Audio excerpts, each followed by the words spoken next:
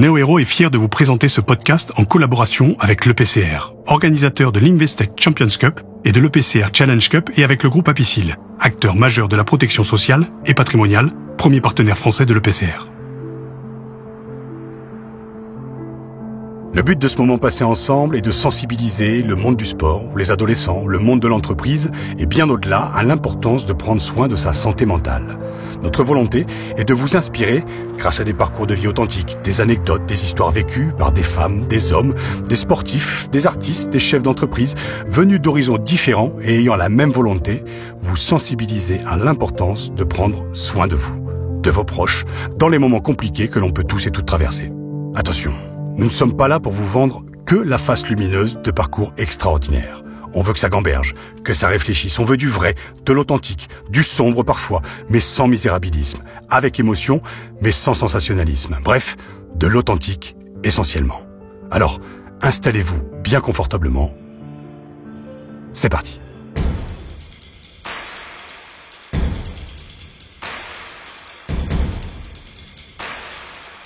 Dans le rugby, il y a toujours des hommes qui vous inspirent plus que d'autres. C'est dans le regard, les attitudes sur et surtout en dehors du terrain. Certes, il y a les corps, un peu hors de la norme, une vie qu'on s'imagine extraordinaire avec beaucoup de clichés, que peut représenter la gloire, la notoriété, les stades pleins, les salaires dodus. Mais derrière chaque carrière de sportif et sportive, il y a aussi des histoires de vie particulières. Thibaut Flament fait partie de ces hommes qui en imposent, et pas que physiquement. En pleine force de l'âge, il n'était pas prédestiné à devenir rugbyman professionnel et pourtant il en rêvait. Né à Paris, il a fait ses armes en Belgique, à Waterloo, au poste d'ouvreur, puis en Argentine avant de poser ses valises au centre de formation des Wasps. Ça n'est qu'en 2020 qu'il revient en France au Stade Toulousain. 5 ans plus tard, triple champion de France, doublé Coupe d'Europe, un grand chelem et un tournoi gagné à tout juste 28 ans. C'est surtout un homme bien dans sa tête que je reçois aujourd'hui. Nous allons partager avec lui son parcours, sa vision du rugby et ses à côté, sa vie d'homme et son regard sur la santé mentale. De l'extérieur, on sent un homme bien dans ses lattes, posé, mesuré, presque sage. Mais qu'en est-il de la vision qu'il a de lui-même, de son parcours, de son sport, des victoires, de ses remises en question? C'est ça qu'on va découvrir. Salut Thibaut. Salut. Alors déjà, merci d'avoir accepté l'invitation. Avant de rentrer dans le vif du sujet, ma première question à laquelle on a toujours tendance à répondre de manière assez simple et de manière positive. Comment ça va? Ben, ça va très bien. Ça Ouais. va très bien. Écoute, très très bien. Très heureux d'être avec toi aujourd'hui, d'aborder tous ces sujets. C'est des thématiques qui me parlent et qui m'intéressent. Donc, je suis très heureux de pouvoir partager ce que j'en pense avec toi. Ouais, merci beaucoup pour ta confiance et on remercie bien sûr le Stade Toulousain. Voilà, tout est bien cadré. Donc voilà. On va revenir un peu sur ton parcours atypique parce que t'étais pas prédestiné à devenir rugbyman professionnel, même si je le disais dans ton portrait que t'en rêvais, même si ton papa aussi a joué au rugby. On se le disait en off tout à l'heure au Stade Français et puis après à Versailles. Comment t'arrives sur les terrains de rugby?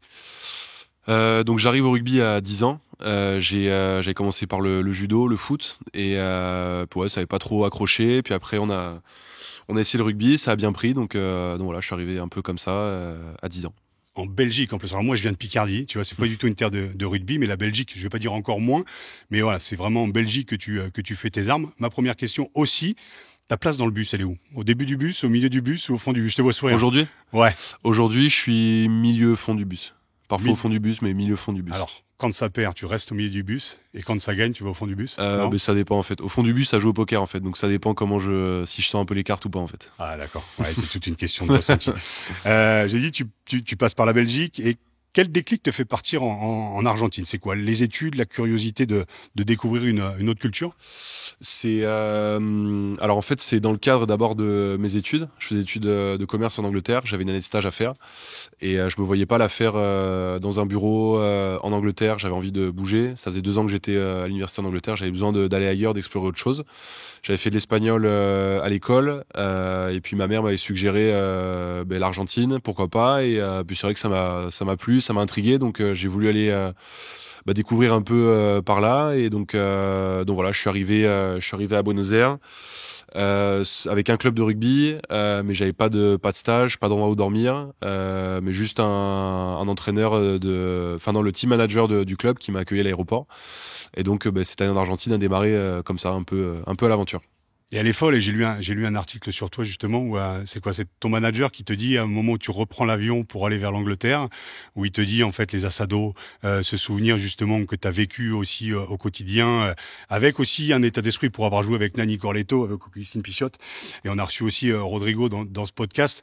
Il y a quand même une culture particulière à la fois du rugby et une culture de vie quand même qui est assez différente de celle qu'on vit peut-être en France et aussi en Belgique, de ce que tu avais vécu avant. Ouais, bien sûr, c'était des moments très forts, des émotions très forte. Je pense que bon après c'était aussi peut-être la jeunesse aussi qui veut ça, mais c'était, je pense que j'ai vécu des émotions que j'ai pas encore revécues aujourd'hui, tellement c'était fort et intense là-bas. Il y avait ouais un sentiment d'appartenance à une famille, ça se sentait, c'était dans l'air, donc la famille du club.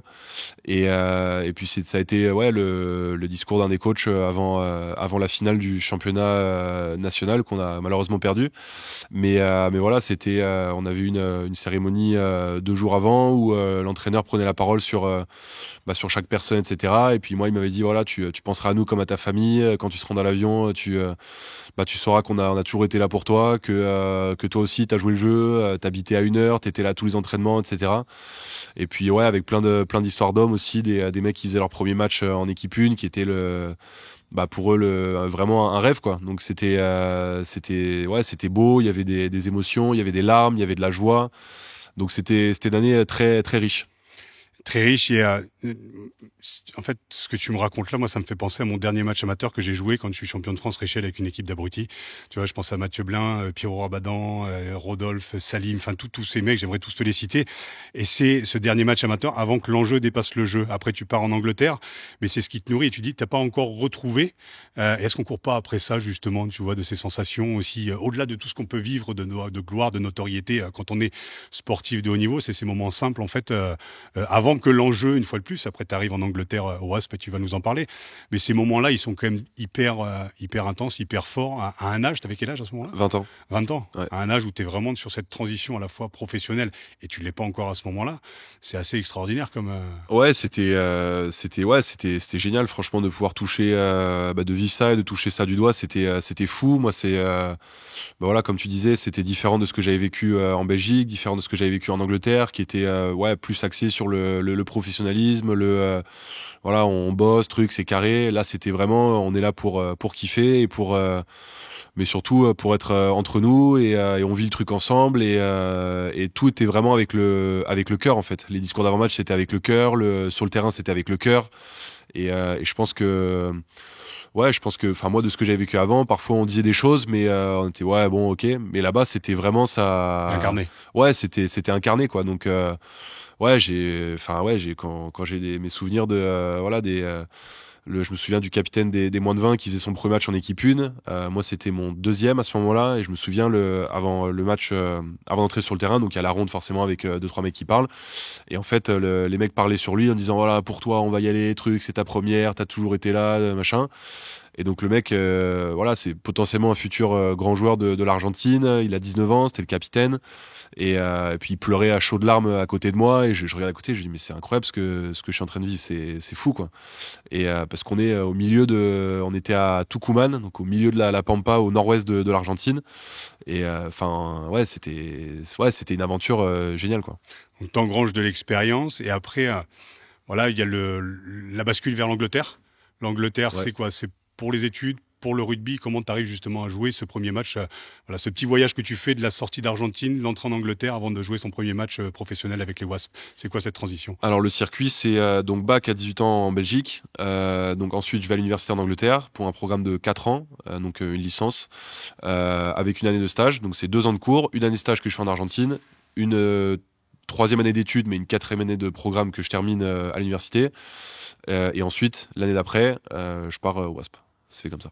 Et tu commences à jouer justement en équipe première. J'aimerais qu'on parle justement, parce que c'est aussi l'un des sujets, au-delà de te découvrir, l'un des sujets de ce podcast, c'est sur la santé mentale. Alors qu'on distingue bien et qu'on explique bien aux auditeurs, ceux qui regardent et ceux qui écoutent, quelle différence faut bien entre le coaching mental et la santé mentale. Le coaching mental, c'est vraiment basé sur la performance des sportifs et des sportifs. La santé mentale, c'est vraiment, je dirais, le bien-être de l'homme derrière le sportif et de la femme derrière la sportive. Moi, j'ai eu la sensation depuis quelques années de voir que l'approche mentale en tout cas la santé mentale et le coaching mental, était bien plus institutionnalisé dans les pays anglo-saxons et notamment en Angleterre qu'en France. Est-ce que c'est le regard que tu portes sur cette santé mentale et le coaching mental ou pas du tout?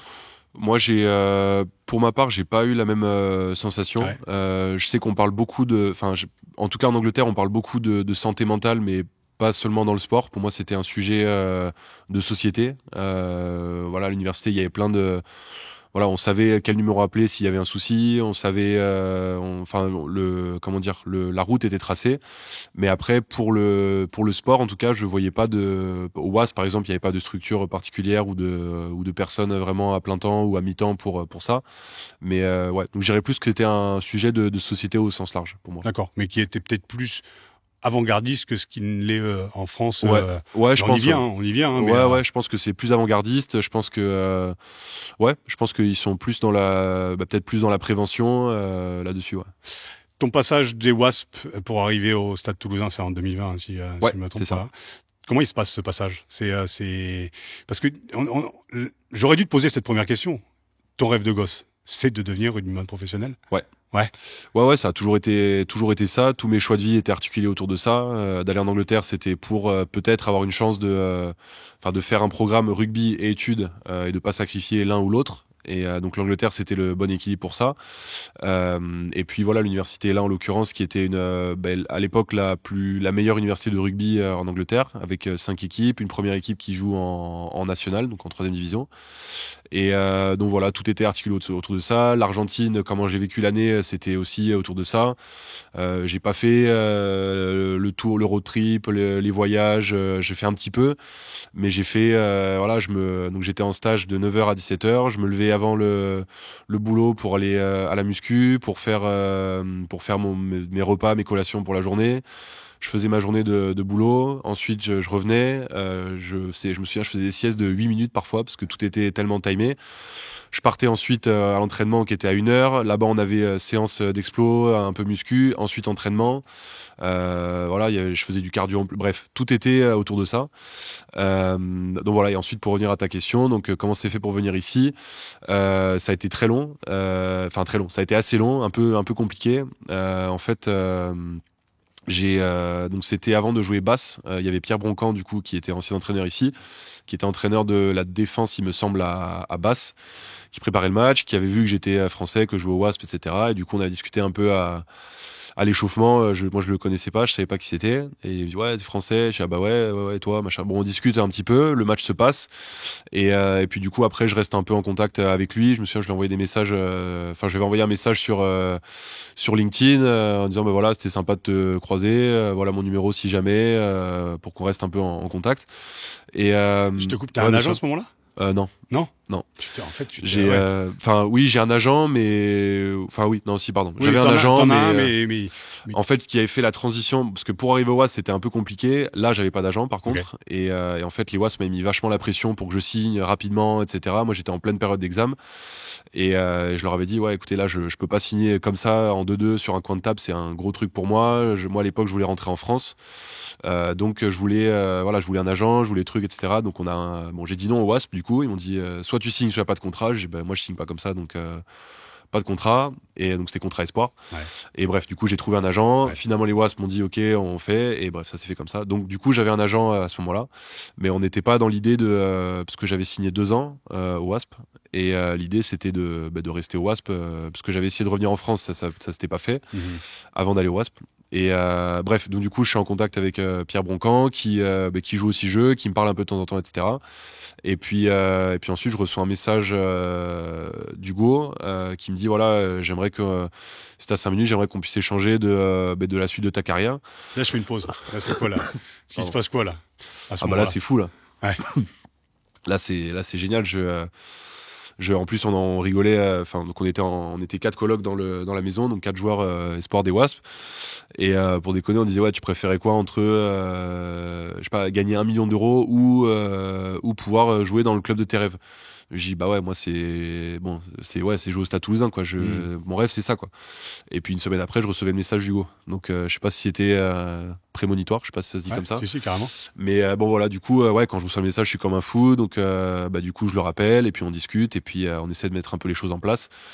Et voilà, après ça a pris un peu de temps parce qu'il y a eu le Covid, Ouais. c'était un peu en décalé, France-Angleterre, c'était un peu décalé le timing, comment le championnat allait se passer, fallait racheter du coup la deuxième année de contrat, les Wasps ils voulaient pas, bon voilà, ça a été compliqué Mm. mais ça a fini par se faire. Et t'atteins justement ton rêve, donc tu as ton arrivée au Stade Toulousain, très rapidement t'enchaînes et ça gagne en plus.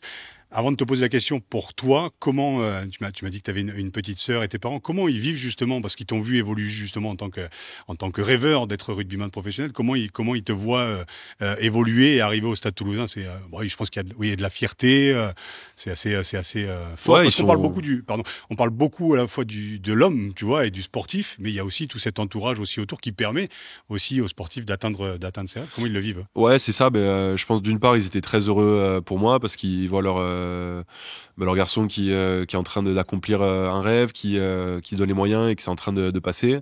Et d'un autre côté aussi, ils ont toujours été, mais ça depuis très jeune, moi je trouve qu'ils m'ont passé beaucoup de bons messages. Mm. Voilà sur le travail, voilà, je me souviens plein de fois mes parents m'avaient répété, ouais, enfin si t'as du talent mais que tu travailles pas, ça marche pas. Si tu travailles mais que t'as pas de talent, ça marche pas non plus. Donc, ok, là, ça se passe bien, mais il faut que tu travailles plus, sans être dans l'excès à passer à côté de plein de choses. Mais ils m'ont bien passé les bons messages. Ils m'ont accompagné aussi pour l'Angleterre. J'ai mon parrain aussi qui vit en Angleterre, qui m'a pas mal aidé aussi pour voilà, tous les dossiers d'inscription à l'université, etc. Donc j'ai la chance d'être bien entouré pour que ça puisse se passer. Ah oui, c'est top. Je trouve ça génial. J'ai cru comprendre que tu avais vécu un passage délicat qui t'a amené à te renfermer un petit peu. Alors pour les fans de rugby, on s'imagine pas que dans les moments à la fois glorieux, comme tu as pu les vivre, et comme le vit aussi le Stade Toulousain dont on vient de parler, on peut en tant que sportif vivre parfois des doutes, des moments compliqués. Je le dis souvent, il n'y a pas d'éducation, notoriété. Qu'est-ce qui toi t'a amené à te dire, là j'ai besoin de me faire accompagner, et donc typiquement, pour moi, c'est de la vulnérabilité de dire, en fait, j'ai besoin d'aide. Pour moi, c'est une force aujourd'hui, mais je me rendais pas compte à l'époque dans ma carrière. Pour toi, à quel moment il y a eu ce déclic de me dire, en fait, OK, il y a le rugby, je suis sportif, je suis dans l'un des meilleurs clubs du monde, euh, il faut que je prenne un peu de hauteur. Qu'est-ce qui a été ton déclic? Alors le déclic, il s'est fait quasiment, je pense, 2 ans après le constat que j'osais pas vraiment assumer, je pense. En fait, donc pour revenir au début de ta question, quand ça commençait un peu à bien se passer, que je jouais ici, que je commençais à jouer en équipe de France, qu'on avait gagné le championnat de France, la Coupe d'Europe aussi, ça a été nouveau pour moi, ça a été nouveau pour tout mon entourage, et du coup j'ai eu énormément de sollicitations. Forcément pas à la hauteur de ce qu'Antoine donc Antoine Dupont peut vivre ou d'autres, mais ça a été ça a été assez intense, et en fait ça m'a poussé un peu à me refermer pour me protéger de tout ce qui me venait au quotidien, les sollicitations, les messages qui au final se ressemblaient tous, qui partaient tous d'une très bonne intention. C'était voilà des bons matchs, on est avec toi, dommage pour ça, mais on pense que truc machin. Sauf qu'au final, moi, en vrai, le vrai truc, c'est que j'ai l'impression que la relation que j'avais avec mes proches, mes potes, en fait, j'étais plus Thibaut. J'étais un joueur professionnel de rugby. Et donc, nos échanges n'étaient que sur du rugby. Ce qui est normal parce que c'était nouveau pour moi, pour eux. Et en fait, du coup, je me retrouvais plus là-dedans. Est-ce Et qu'il y a une espèce de dédoublement de personnalité? Ça peut paraître schizophrénique, hein, je vais ouais. très très loin, sans Non, non, mais vraiment. je vois ce que tu veux dire. Tu vois, ce truc où en fait, où t'es dans le, je dis toujours, il y a l'être et le paraître. Il y a l'être de ce gamin en fait qui découvre le rugby et qui arrive justement à un âge, là, à ce moment-là, t'as quoi, 21, 23 ans, 22. ouais, 21, 22. Ouais. T'arrives, tu vis ça, donc t'as le paraître aussi, donc tu te formes aussi une carapace. Alors les gens pensent que cette carapace physique, mais c'est aussi une vraie carapace. En fait, cette espèce de dichotomie entre ce que tu représentes sur le terrain et pour les gens, et puis pour tes proches. Et en fait, peut-être cette perte identitaire qui je me trompe peut-être, mais c'est. Non, c'est ça, ouais. C'est, en fait, ouais, t'as l'impression. Enfin, moi, j'avais l'impression qu'il y avait qu'une partie de moi qui existait, en fait, que j'étais entre guillemets un joueur de rugby, et que je me retrouvais plus. Enfin, comme si ma personnalité était un peu effacée. Enfin, plus au premier plan, en tout cas. Et voilà, donc c'est puis aussi un autre truc que je voudrais dire aussi, c'est que c'est pas naturel aussi de quand tu marches dans la rue d'avoir plein de regards, plein de gens qui viennent vers toi, etc. Aujourd'hui, j'ai appris à l'accepter. Je le vis très bien. Je suis très heureux quand il y a des enfants, des gens qui viennent. Ça me fait plaisir de voilà, de prendre une photo avec eux, de signer un autographe, etc. Mais au début, c'est tellement pas naturel que moi, personnellement, je l'avais pas bien vécu. Et donc ça, c'était ouais, quand je suis arrivé au club. Et ensuite, donc là, je me disais, ouais, peut-être qu'il faudrait que j'aille voir quelqu'un, etc. Mais je me l'avouais pas trop, j'osais pas trop l'assumer, bref, c'était un peu, je le pensais un peu, mais ouais, bon, en fait, ça va quand même, le truc, c'était un peu mis de côté. Et en fait, le déclic, du coup, ça a été en 2023. Non, oui. Avant la Coupe du Monde, ouais. Avant la Coupe du Monde, ouais, 2022-2023, pardon. J'avais fait pas mal de commotions, pas à répétition proche, mais j'en avais fait, ouais, quelques-unes sur 2 ans. Et du coup, ça commençait un peu à être un sujet, etc. Et donc le club m'avait proposé d'aller voir une psy dans ce cadre-là, en fait, à la base, pour voir s'il n'y avait pas quelque chose de ce côté-là et qu'on pouvait Physique. Physique et donc impactant sur le psychologique. Ouais, peut-être, Ouais. ouais. Ou l'inverse, le psychologique qui faisait qu'il y avait une fragilité et que du coup, voilà. Et du coup, donc j'ai commencé à aller voir une psy et ben du coup, on a réglé ce problème de commotion. Depuis, j'ai pas fait une seule commotion. Et en fait, pour expliquer, donc en fait, on avait fait le constat que en fait, je voulais tellement m'engager enfin, sur les 3 dernières commotions que j'avais faites, il y en avait 2 où en fait c'était, je m'abandonnais dans le plaquage, en fait. C'est-à-dire que j'allais tout droit, et puis si le mec était là, je le prenais bien, puis s'il était pas là, je le loupais ou voilà. Mais en fait, j'étais plus en contrôle et en maîtrise. Donc on a vu que je me mettais en danger, en fait. Et 2, on a dit voilà, quel est donc cette mise en danger, quel est le rapport entre le risque que tu prends en te mettant en danger et ce que ça apporte. C'est-à-dire quelle est la conséquence sur ta performance, sur l'action, sur la mi-temps, sur le match, sur la saison, sur ta carrière. Et bah, du coup, forcément, tu te dis ouais, c'est vrai que ça vaut pas le coup, en fait, de mal s'y prendre. Il faut s'engager, forcément, mais il faut aussi savoir se rester dans le jeu, dans la protection. Et puis aussi, il y a plusieurs façons de plaquer qui peuvent l'amener à plusieurs choses. Donc soit tu mets par exemple un bouchon, le mec dégueule le ballon, c'est génial. Soit tu le plaques bas, le mec tombe, quelqu'un peut gratter derrière. Soit tu le plaques, tu l'amènes sur en touche. Enfin, il y a plein de façons d'aborder le plaquage. Bref, du coup, voilà. Depuis, j'ai plus fait de commotion. Mais du coup, depuis, on a aussi continué le suivi psy, du coup. Donc ouais, ça fait 2 ans et demi maintenant. Et ouais, ça m'apporte beaucoup, ouais. Alors on peut quantifier, on se le disait en off tout à l'heure, on peut quantifier un travail physique, musculaire sur le terrain d'endurance sur l'approche psychologique. Alors là, on peut parler aussi de coaching mental, pardon, et de santé mentale. C'est difficilement quantifiable. Toi, sur tes performances, on le voit, tu viens de l'expliquer, notamment sur les commotions, t'en fais plus, t'es peut-être plus performant. Et aussi, toi, dans ta vie d'homme, aussi au quotidien, ça te permet justement de t'émanciper en fait que du joueur de rugby qui est hyper stratégico-technique et physique. Mais en fait, moi, je dis toujours d'arriver à allier le corps et l'esprit, tu vois. Et c'est ça qui t'a permis aussi de bien te sentir et de continuer justement ce travail psychologique qui est tout aussi important que la santé physique, parce que je rappelle quand même ce chiffre qui est hyper important. C'est aujourd'hui, on sait que 80% de la performance d'un athlète est liée à sa santé mentale. Voilà, t'en penses quoi toi? Ouais, bah je suis totalement d'accord. Je pense que, ce que je pensais, c'est que, enfin, ce que j'avais dit il y a quelques semaines, c'était ouais, quand je me sens bien dans ma tête, je me sens bien dans mes crampons. Et ouais, pour moi c'est ça. Et aussi, il y a plein de. Je me suis rendu compte aussi avec le travail qu'on fait que en fait, il y a plein de sujets que peut-être dont on se rend pas compte, ou peut-être dont on se rend un peu compte, mais on se dit bah ouais, ça va passer, voilà. Donc en fait, on les aborde pas. Et du coup, moi je sais qu'il y a plein de fois où je sais que j'ai rendez-vous l'après-midi pour aller voir ma psy. Et le matin, je me dis bon, là j'ai l'après-midi, du coup, elle est un peu prise par ça. Franchement, ça va, je me sens bien, le rugby ça va, et qu'avec ma copine ça se passe bien. Bon, tout est cool quoi. Et en fait, j'y vais quand même parce que je me dis voilà, j'ai pris rendez-vous, je peux pas lui dire non au dernier moment. J'y vais et j'en ressors et je me dis bon, qu'est-ce que j'ai bien fait d'y aller quoi, parce qu'on est allé creuser sur des choses c'est très large. Ça peut être des choses de l'enfance, ça peut être du quotidien, du métier que je fais. Enfin, c'est les sujets, il y en a 10 000. Et du coup, ouais, il y a pas une séance où je sors et je me dis franchement, j'ai perdu mon temps quoi. Et est-ce que la sensation, alors on la ressent quand on fait une putain de séance de muscu ou de physique, putain, tu sors, t'es bien, t'as sécrété des trucs plutôt, qui sont de l'ordre du corporel. Quand tu sors, comme tu dis, d'une séance de psy, ouais, t'as une sensation aussi de libérer, en fait. Une fois de plus, c'est du qualitatif, donc c'est vraiment vraiment difficilement quantifiable, mais ça permet aussi de poser un peu les bagages aussi, tu vois, d'avoir peut-être aussi cette soupape, tu vois, en dehors de la famille, des amis, de l'amour, du travail, juste de dire en fait qui je suis au milieu de tout ça, quoi. Ouais, c'est ça. Il y a un effet direct. Forcément, tu décharges un peu des choses et puis tu t'en comprends d'autres. Et puis moi, c'est ce que j'en parlais avec un pote, c'était qu'il y a, enfin pour moi aujourd'hui, il y a peu de choses qui sont aussi satisfaisantes que de voir que sur un sujet, je voyais que j'étais en difficulté et que ensuite, avec le travail que j'ai pu faire, aujourd'hui, maintenant, ça se passe bien. J'ai réussi à surpasser cette problématique d'un truc du quotidien ou une relation avec quelqu'un où j'ai réglé quelque chose. Mmh. Et je trouve ça super satisfaisant. J'ai l'impression d'avoir progressé en tant qu'homme. Et du coup, c'est grâce à ce travail, quoi.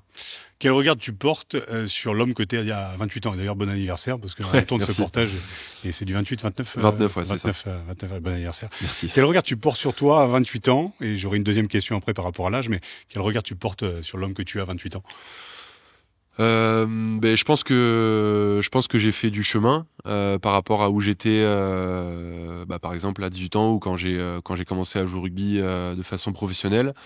Je pense que il y a plein de choses qui m'ont aidé. Il y a ce travail avec la psy, il y a évidemment ma copine aussi, même si c'est pas son rôle, enfin pas que ça en tout cas. Mmh. Mais elle est très présente pour moi et j'essaie aussi de l'aider à la hauteur de ce qu'elle fait. Donc ça c'est important aussi. Mais je pense aussi que il y a encore beaucoup de travail. C'est pas une charge. Je le vois plus comme des opportunités d'être meilleur et de rayonner encore plus. Et pour moi c'est si je prends un peu plus de recul, ça rentre vraiment sur si je prends un peu plus de hauteur, ça rentre vraiment sur un chemin de vie. Et du coup, j'estime que je suis parti d'un point. Mon objectif, c'est d'arriver à un meilleur niveau. Et puis après, ce sera j'espère de le transmettre à des enfants.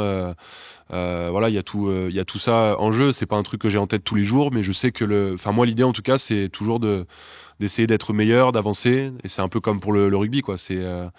J'aime la performance, j'aime progresser, j'aime corriger des choses que je peux mieux faire. Donc c'est toute cette démarche que j'aime. Ouais. Il y a l'instant présent, 28 ans. Question difficile parce que je pense que tout ce travail aussi psychologique permet justement de se libérer et de se dire putain, je suis bien dans l'instant présent, je suis bien. Certes en devenir, mais je suis bien. Où tu te vois dans 10 ans? J'avais envie de te poser la question, mais tu m'as à moitié spoilé parce que je voulais dire qu'est-ce que tu dirais au gamin de 18 ans que t'étais et qui rêvait d'être rugbyman. Mais tu l'as en grandement répondu. 38 ans, on imagine une fin de carrière. Où tu te vois justement dans 10 ans? À la fois professionnellement et humainement. Ouais, ici, géographiquement, ce que tu veux.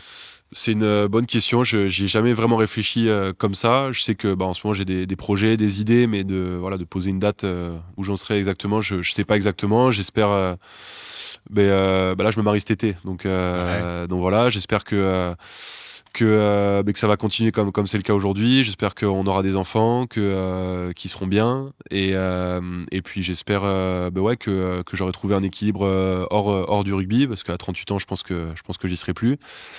Pour l'instant, j'ai pas trop en tête de rester dans l'univers du coaching rugbystique. Je sais que j'aimerais transmettre des choses qui moi m'ont servi pour réaliser certains de mes rêves. J'aimerais le transmettre à des jeunes, les écoles, les universités. J'aimerais partager tout ça, essayer d'aider d'autres personnes. Ça fait partie des choses que j'aimerais faire. J'aimerais faire ça aussi avoir ce discours aussi avec le monde de l'entreprise. C'est un univers qui m'intéresse. J'ai fait une licence de commerce, donc j'ai une sensibilité par rapport à ça. Mais après, géographiquement, je sais pas trop. On avait parlé peut-être de rentrer en Belgique avec ma fiancée, du coup, mais aujourd'hui, on sait pas trop. Peut-être ce sera le Sud-Ouest ou peut-être qu'on ira finalement quand même en Belgique. Je sais pas trop. Mais voilà, j'espère qu'on sera bien et que ça se passera bien.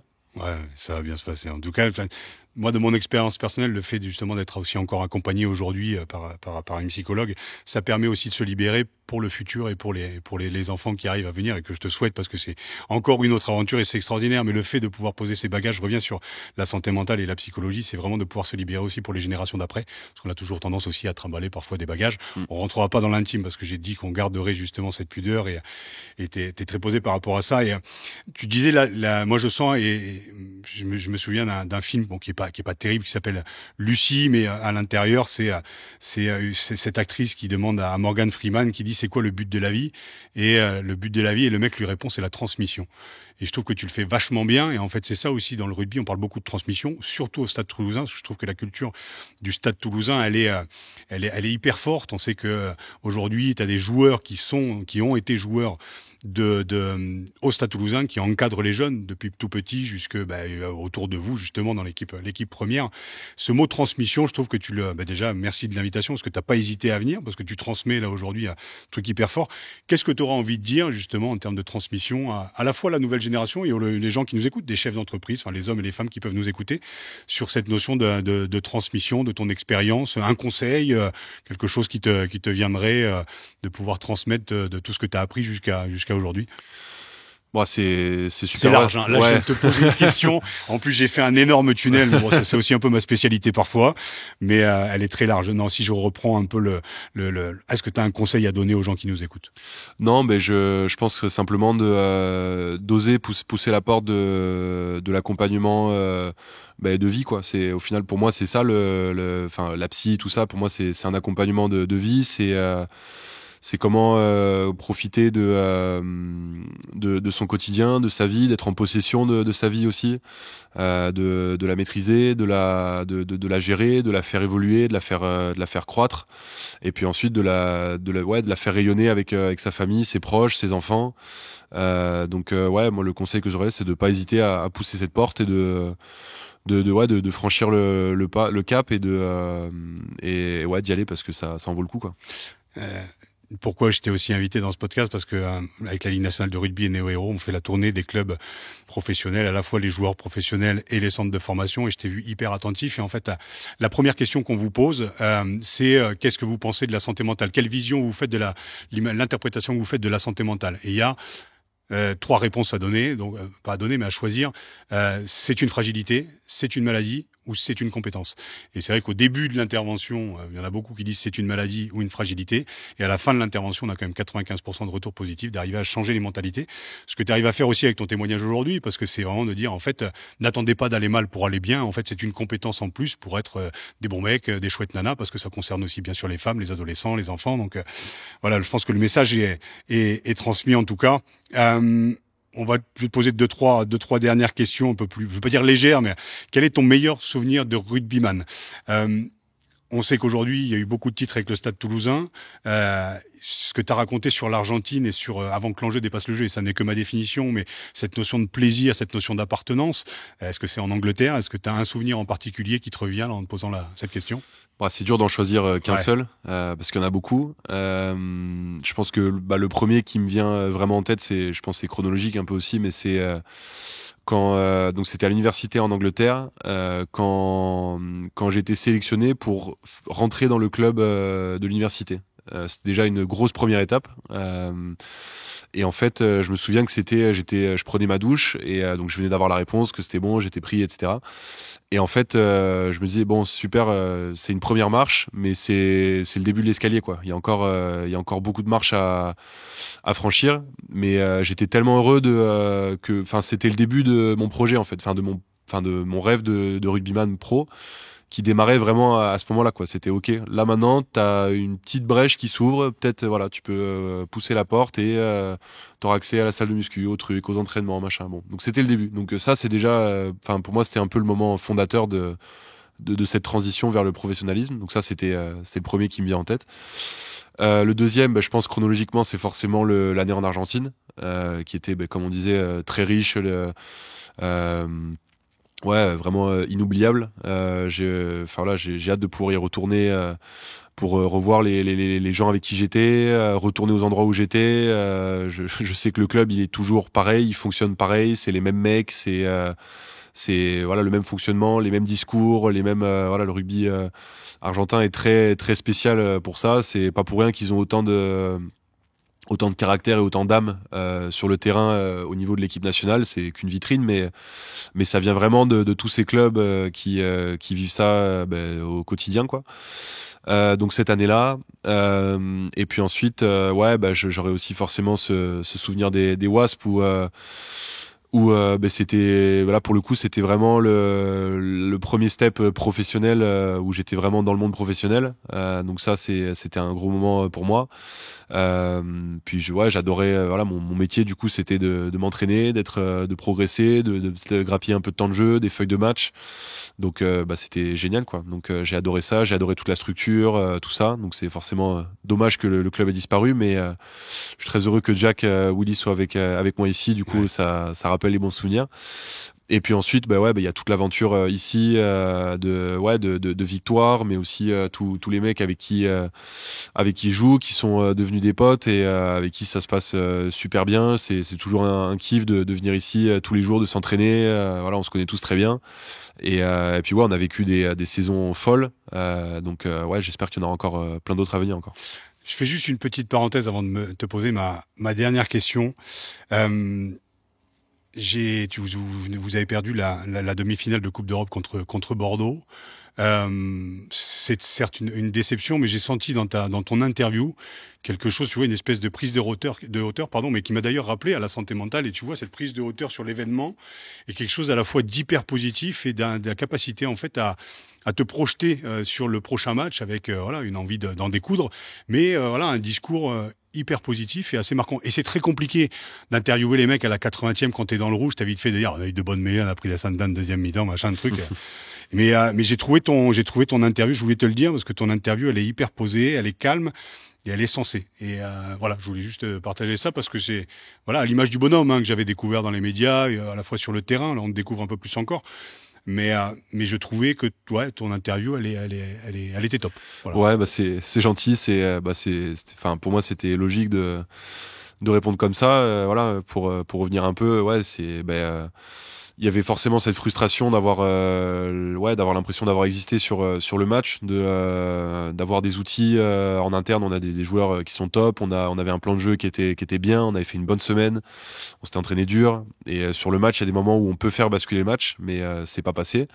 Donc c'est que Bordeaux nous a bien contré, on a pris 35 points, donc voilà, force est de constater qu'ils ont été meilleurs que nous, même si il y a forcément cette frustration d'avoir existé, d'avoir un peu ce goût d'inachevé et puis l'impression qu'il y avait de la place pour faire plus en fait. Donc du coup, je pense que c'est le cas. Franchement, pour l'instant, on est forcément un peu déstabilisé par cette défaite, mais je sens en tout cas que l'équipe, que le staff, que le club a envie de pas laisser passer ce top 14 en fin de saison, et que on va transformer ça en énergie positive pour aller continuer à gagner des matchs jusqu'à la fin. Thibaut, ma dernière question, c'est quoi ton meilleur souvenir d'homme? Elle est délicate, parce que tu m'as donné tes meilleurs souvenirs de rugbyman et cette évolution. D'ailleurs, je t'ai demandé un souvenir, tu m'en as balancé 5. Mais c'est normal parce qu'elle est dure, elle est chiante cette question, mais d'homme, voilà. Là, ce qui me vient en tête, c'est quand j'ai demandé à ma copine si elle voulait bien m'épouser. C'était un moment très fort. C'était un beau voyage, tout ça, c'était super. Mais c'était le début aussi une nouvelle histoire de notre vie à tous les deux. Et puis du coup, je suis très très heureux qu'on se marie cet été. Thibaut, merci beaucoup. Merci, merci à toi. C'était un super moment. Pour conclure, j'aimerais juste vous dire une chose. N'attendez pas d'aller mal pour aller bien. Je pense que vous l'avez bien senti tout au long de ce podcast. Une volonté de mettre en avant du positif à travers le parcours de Thibaut. Et on a tous besoin. Je pense qu'on a tous et toutes besoin d'aide. C'était Thibaut Flamand et Raphaël Poulain en direct du Stade Toulousain. Bon voyage à toutes et à tous. Et n'oubliez pas d'éteindre vos écrans, de regarder par la fenêtre, car la vie est belle.